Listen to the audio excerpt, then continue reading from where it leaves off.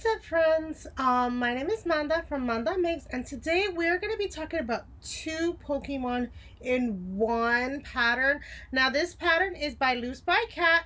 I will link the pattern and the artist. I think she's here on YouTube, but as well as Instagram. I made her Magnemite pattern, and I want to talk about this Magnemite pattern. So, this is not a pattern that's for the faint of heart, for people who don't like to sew. There is a lot of sewing in this. You're sewing each of these two pieces together on this side.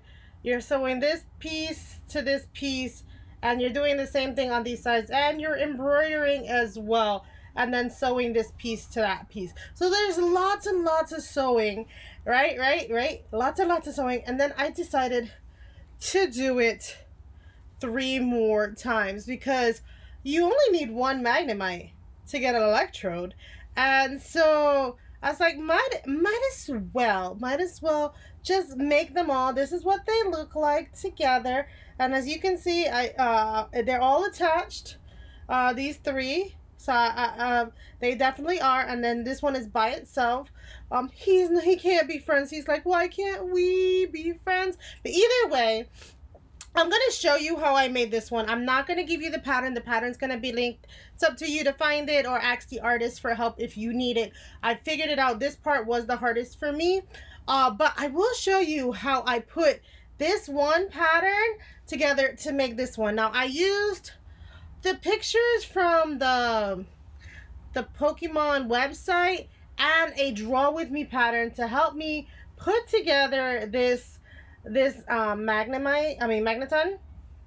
And so let me show you what it is, and then we'll get into the review of the pattern, what I thought about it at the end. Okay, so every one of the Magnemite or the Magnemites for the Magneton had to get their eyes sewn in, which I wish could have been part of the pattern on the top. We start with the black circle, then go to white, then go to gray for the rest of it. Would have been more ideal than having to sew in these eyes, but I digress. So I had to sew in these eyes ×3. Next we had the nails. So each Magnemite has a nail. 2 of the Magnemite get the small nails on the top. So if you're going to do the Magnemite pattern, using the Magneton, using the Magnemite pattern, you have to do only one of the big nails, and then I believe it was 6 of the little ones I did. We'll count them at the end, I guess, to see. But yeah, you got to sew these in, and in that you have to sew these 2 pieces together before you even sewed it into the Magnemite. So there's that, and you had to embroider it as well. Okay, so now I'm going to use one of the screws here to kind of connect it to the other ball. This is going to be hard because both of these are very circular objects, so it's going to be super hard to kind of put them together with them moving around. I don't have Ami sticks, but I do have some extra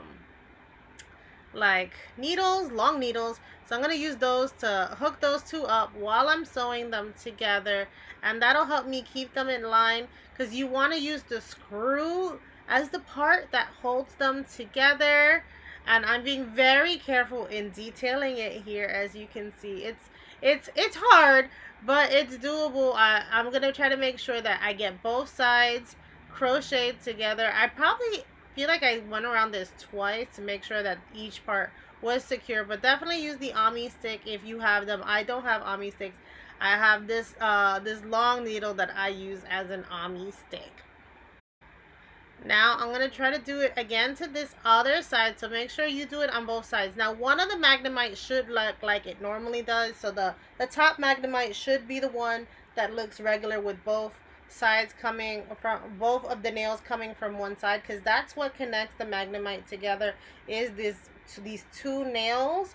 That's what connects them and makes them And you see I'm judging where it should be to make sure that it's in the right location, and I'm checking with the other Magnemite that I had done to make sure that the top Magnemite, the topmost Magnemite, is in the correct spot, so that when I'm sewing it together, I don't have to worry about, is this the correct spot? This is the correct spot. The topmost Magnemite has to look like a regular Magnemite with the longest nail on top. Okay, now that we're just about done, I feel like for me that this part was kind of loose, but all of the pieces will come together, I promise. And that's how you want to attach those two together. Now we're gonna get ready to put on the other like magnet pieces. And so you want to, like I said, definitely make sure the one on the top kind of looks like a regular Magnemite. You kind of want to move it a little bit more up, and in this time you want to have the both colors matching, touching for some reason. I don't know why. And that's the picture I used, and that's how they look. So the blue touches the blue. I'm kind of close to the blue, and the reds are far apart instead of it like being magnetic and opposites attracting. There, I guess, so that they don't connect that way. You have to have them repel each other. But that's the picture. So just kind of angle it like a regular Magnemite, the one on top, and then again make sure the red is facing up and the blue is facing down. All right, this is how the rest of the top magnet should look. I use these two strings to kind of tie it together, so when I'm doing the last magnet on the bottom, it kind of holds. But you see, I had so many strings wrapped around my Magnemite. I was trying to do a little bit of like, because I don't ever like to take the strings off until I'm done, so a little bit of management in how I had to take care of the strings while I am still crocheting in the parts. So the last part is kind of my favorite part, which is the management of all these strings and getting rid of them all. So I kind of make sure that they were secure. I used some of the gray to attach it so that the back you couldn't see the darker string going in the lighter side. And I'll put them through into the middle to kind of put them all on one side, tie them all up, and kind of secure them all closed. But this is how you should be looking on the back side. You see, I'm tying them. I tie them twice so that they don't really move. And then I'll cut them and secure them in. Sorry, my hand was in the way for that part. There you go. Nice and secured. And you got to do that to all of them. So start securing all of them. Start moving them in. Try not to have the two nails touching each other. Mine's where I feel a little too close on the two bottom Magnemite. But yeah, I'm just gonna start weaving in all of these to get rid of them. There's so many ends, guys.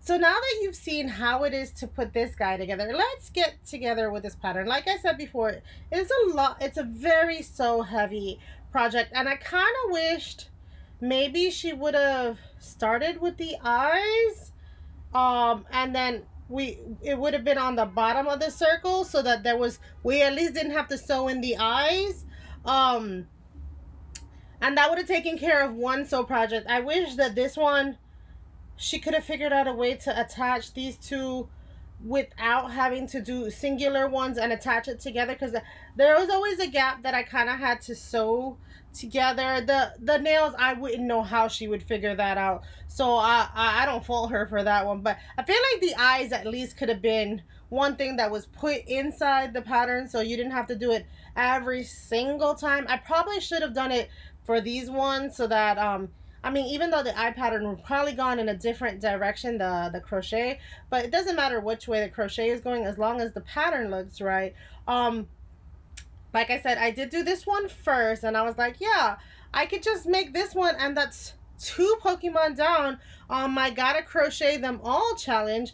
I don't know if you guys are following me on this Gotta Crochet Them All, but I think what I'm gonna do is I'm gonna start not just doing amigurumi. I might start doing them in all forms of like patterns that we gotta go. So I'm thinking about doing for the month of October a crochet pillowcase of a ghosty. I saw these Instagram ones and I was like, yes, let's go. So I might do one ghost and I might do like Zubat as well, not Zubat, Crowbat as well on two, because I have two of those big pillowcase, those square ones, and I was like, yes, I'll just put those on pillowcases.